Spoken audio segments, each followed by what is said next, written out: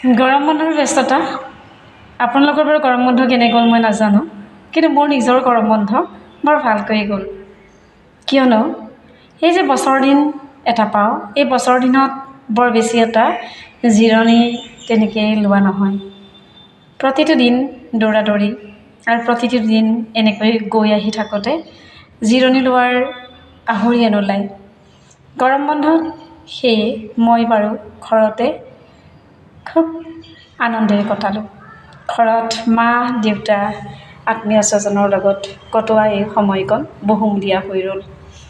আৰু সেইকাৰণে গৰম বন্ধত ক'তো ফুৰিবলৈ যোৱা নহ'ল। আমি আগতে গৰম বন্ধ দিলে সৰুতে মামাহঁতৰ ঘৰলৈ গৈছিলোঁ বা অন্য আত্মীয়সকলৰ ঘৰলৈ গৈছিলোঁ।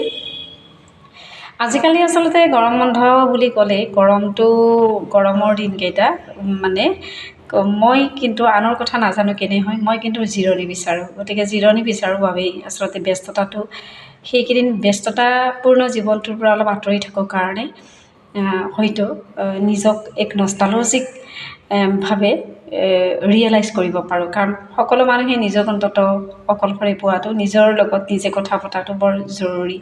নিজৰ হিচাপ নিকাচ নিজৰ সন্মুখত শুদ্ধ হোৱাটো বৰ ডাঙৰ কথা। আনৰ সন্মুখত আপুনি কি বৰ ডাঙৰ কথা নহয়, নিজৰ সন্মুখত আপুনি কি এইটো বহুত ডাঙৰ কথা, যিটো কথাৰ পৰা আমি সকলোৱে একচুৱেলি আঁতৰি থাকোঁ।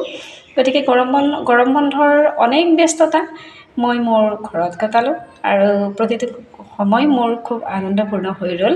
প্ৰতিটো সময় ব্যস্ততাৰে কটালোঁ আৰু এই গৰম বন্ধটো সেইকাৰণে এনেকুৱা এটা গৰম বন্ধ আচলতে পোৱাৰ সদায় ইচ্ছা কৰোঁ।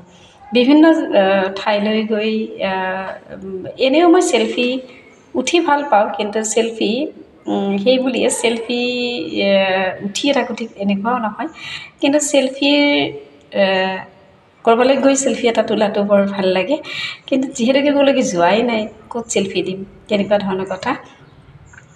যি নহওক 2025 চনৰ গৰম বন্ধটো জুলাইৰ যিটো গৰম বন্ধ, এই গৰমৰ বন্ধটো আড়ম্বৰপূৰ্ণভাৱে কটালোঁ মা দেউতা আত্মীয় স্বজনৰ সৈতে। দিনকেইটা ভালেই গ'ল। কিছু ব্যস্ততাপূৰ্ণ জীৱনৰ পৰা আঁতৰি থাকিলোঁ, নিজক সময় দিছোঁ।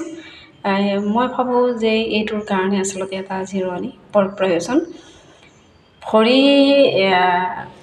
ভৰি এখনত বাৰু মই এটা প্ৰব্লেমৰ মুখামুখি হৈছিলোঁ। আপোনালোকে মোৰ লগত যিসকলে অকণমান হ'লেও ৰিলেটেড সেইসকলে জানে।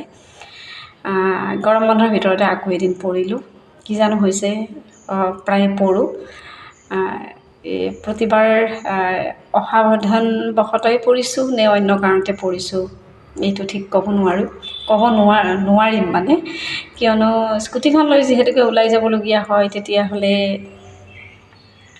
কেতিয়া কি হয় ক'ব নোৱাৰি। আৰু ইণ্টাৰেষ্টিং কথা এইটো কথা ক'ব লাগিব যে আপুনি সদায় কেনেকৈ বেলেগক নিৰ্ভৰ কৰিব জাৰ্ণিৰ ক্ষেত্ৰত, যদি আপুনি সদায় ওলাই যাবলগীয়া মানুহ হয়। গতিকে যিহেতুকে সদায় ওলাই যাবলগীয়া মানুহ হয়, গাঁৱত ঘৰ, কিছু দূৰলৈ ওলাই গৈ পেলাই সেই গাড়ীখন পায় বা ডাইৰেক্ট নলবাৰীলৈ যাব পাৰিলেও নলবাৰীলৈ যোৱা গাড়ী বাৰু পায়েই সন্মুখতে, কিন্তু তাৰ মাজতো বহুত অসুবিধা থাকে।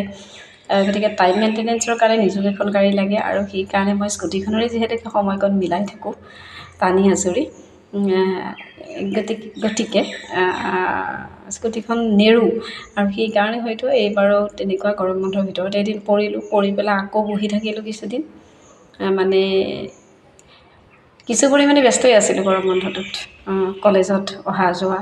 তাৰ মাজতে যি এসপ্তাহমান সময় পাইছিলোঁ বা 10 দিনমান সময় পাইছিলোঁ, এই সময়খিনিৰ ভিতৰত মই আকৌ পৰিলোঁ।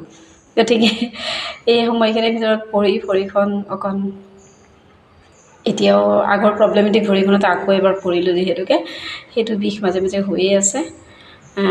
গতিকে গৰম বন্ধটো এইখিনিৰ মাজতো গৰম বন্ধটো আনন্দৰে যোৱা বুলিয়ে ক'ম।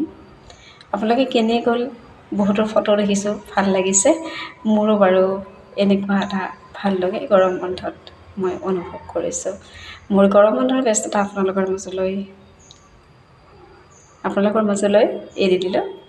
কমেণ্ট কৰিব, ভাল পালে, বেয়া পালে কমেণ্ট কৰিব। কাৰণ মানুহৰ মাজত কথা ক'বলৈ বেছিদিন নাথাকে কেতিয়াবা। Bye bye.